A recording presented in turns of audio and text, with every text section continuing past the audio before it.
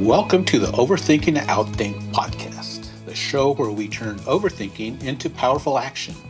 I'm Drew Chaz, and if you've ever felt like your mind is racing in a million directions and you're looking to see it to your advantage, you're in the right place.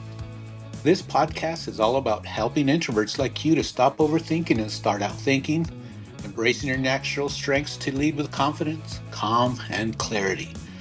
We'll explore how to break free from analysis paralysis, trust your instincts, and thrive as an introverted leader in a world that often demands more extroverted energy.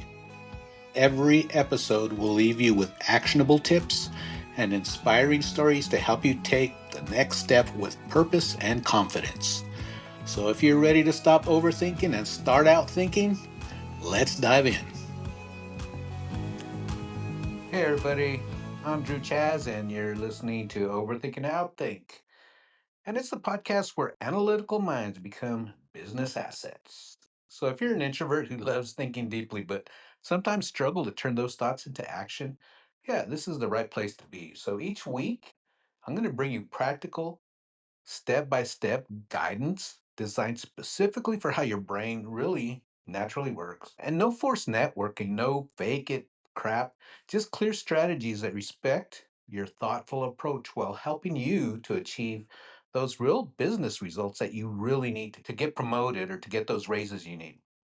So let's turn that careful thinking you have into your competitive advantage. So, we've been exploring how introverts can succeed professionally while staying true to who they are. Well, today we're going to focus on something that many of us introverts worry about, and that's leadership. Maybe you've recently been promoted to lead a team, or you've always wanted to be a leader in your business and you've considered a leadership role, but you've wondered if it's right for you. Or maybe you're just leading, but feeling exhausted from trying to match some kind of extroverted leadership style that really doesn't fit you. Well, here's the truth: you don't need to be loud and charismatic or the center of attention to be an excellent leader. In fact, many of your natural introvert traits can make you good at leading teams when you know how to use them properly. What kind of a leader do you have at your 9 to 5? You see all these charismatic leaders who are outgoing and good looking and just standing tall over everybody and just loving everybody, but that's really just for TV, right? You don't really see much of that at your 9 to 5. What do you really see? You see people who are trying to move up the ladder quick and don't really care about their people, and they just will do anything it takes just to move up, and they're gone in about 6 months trying to get that extra boost up the ladder. And then you get those leaders who really don't have a clue and they don't know how to use the people that they're leading to not only the advantage of the organization, but to help them become a true leader by guiding every one of their people to be better. Because at the end of the day, you're trying to build people who are going to be better than you and to take your job someday. I know that sounds kind of backwards, but that's the approach I take, and that's the approach I've taken, and it's very successful. So, really, what does good leadership look like? Like I said, it's someone charismatic, outgoing, quick to decide, and energized by constant interaction. And, it's been reinforced in business books, leadership training, and corporate cultures for many, many, many years and decades. But what's really interesting is that research tells a completely different story. A very comprehensive study from the Harvard Business Review found that introverts actually lead more effectively in many modern business contexts, particularly when teams consist of proactive employees who bring their own ideas to the table. And another study published in the Journal of Applied Psychology showed that introvert leaders often achieve better team outcomes because they listen more carefully and consider input more thoroughly and create space for team members to contribute their expertise. That's exactly what we were just talking about. You've got to use your people in a way that they can use the best traits that they have to not only boost the organization, but for them to have the confidence to boost their own personal self up the ladder. So, why does this extrovert leadership stereotype actually persist? I think it's because extrovert traits are really just more visible, and we notice the leader who commands attention in meetings more than the leader who quietly meets with team members individually. We remember the charismatic presentation more than the thoughtful email that clarified that complex issue. And I see this all the time. I see other people who are constantly worried that they're not leadership material because they don't fit the outgoing, always on stereotype. And what happens? They force themselves to be more assertive in meetings and more social at company events. And then what happens? They end up completely drained and burnt out.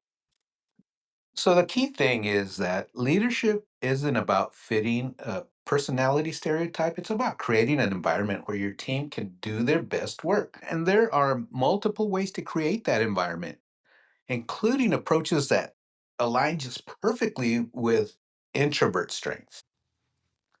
Today, we're going to talk about four specific leadership strategies that play to our introverted strengths.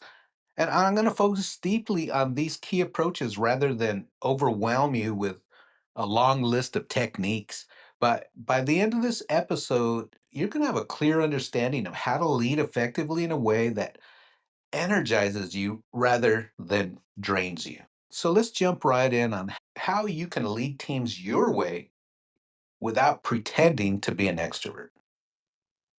These four specific leadership strategies that we're about to go through just play to your natural strengths as an introvert, like we talked about. And these aren't compromises or workarounds, they're totally legitimate, effective leadership approaches that can and will give you an advantage. So, strategy number one, deep connection leadership. There's so many introverts that excel at forming meaningful one on one connections. And this strength can become the foundation of your leadership approach. I know for me, my one on one relationships are what actually got me into my leadership positions because I thrive in that one on one conversation where I could just look into the person's face and just have that connection where you can build that trust and that person knows that they can count on you. And here's how it works. Instead of trying to inspire your team through group meetings or presentations, just focus on building those individual relationships with each team member. Schedule those one on one conversations where you truly get to know their strengths and challenges, what their aspirations are, and their concerns. And the goal is to understand each person just deeply enough that you can create the specific conditions that they need to thrive in. And this goes beyond surface level management to genuine connection and insight. So, what makes the one on one communication strategy powerful is that it creates loyalty and trust. And when people truly feel seen and understood, they're going to be providing that extra effort to their work. The results speak for themselves. Teams that are led with this approach often show higher engagement, lower turnover, and stronger performance because people feel valued and understood. Strategy number two is structured communication leadership. So many introverts prefer thoughtful, organized communication over spontaneous discussion.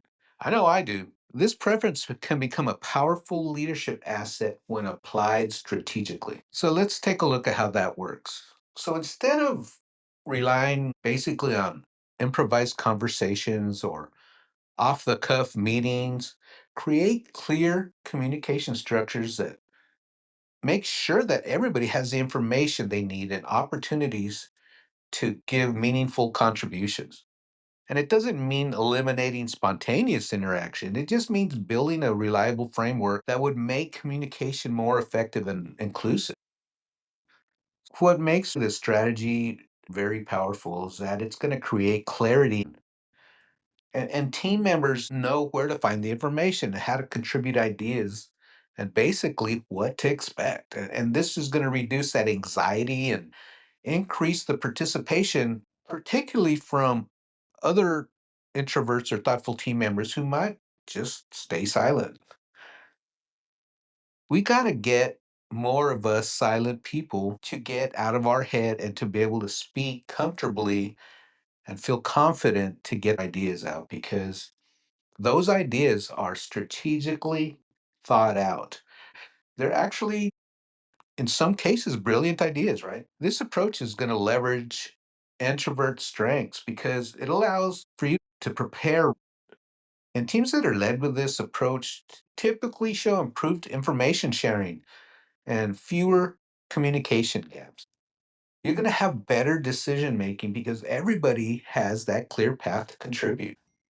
So, strategy number three is the reflection driven leadership. This is where introverts excel because we have thoughtful analysis and we see patterns that others miss. This can become the cornerstone of your leadership approach. Instead of focusing on quick action and immediate results, just create that space to be able to reflect and learn. One way you could do that is where team members share one thing they learned and how it might affect their approach, going forward. You might create a simple project process that helps capture insights while they're fresh. And what's good about this is that it turns experience into improvement. Instead of just moving from task to task, your team is going to continually refine its understanding and approach. And the results are going to be better over time. Strategy number four is the values centered leadership. Introverts lead most comfortably by example rather than being all charismatic. And the way they and this is preferred by introverts because it can become a powerful leadership approach. It's going to create that alignment through sharing and principles rather than through force and personality.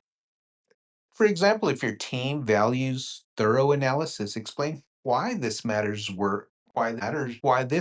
your work outcomes.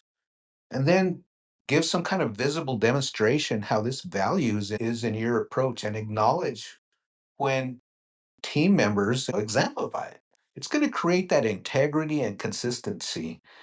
And team members are going to understand that what truly matters and see those priorities reflected in leadership behavior, creating that trust and clarity that is so important. And the teams that lead with this approach typically will show stronger cohesion and clearer decision making.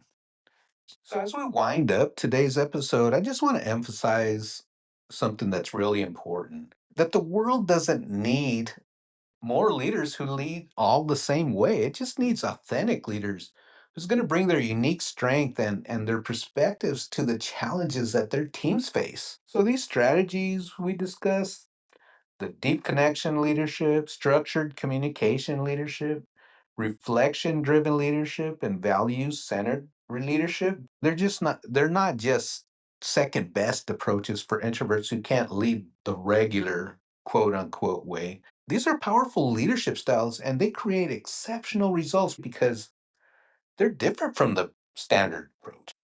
So, as you begin developing your leadership style that's authentic, remember that your goal isn't to compensate for being an introvert, it's to leverage those unique strengths that come with your introverted nature to lead in ways that just others can't. You've got that power and you just have to understand that you've got to get out of your head and to start out thinking workers who are extroverted. Next week we're going to continue our series with how to get recognized for promotion in 90 days without office politics. We're going to talk practical strategies to ensure that your contributions are valued the correct way in your organization. So remember, your analytical mind isn't what's holding you back.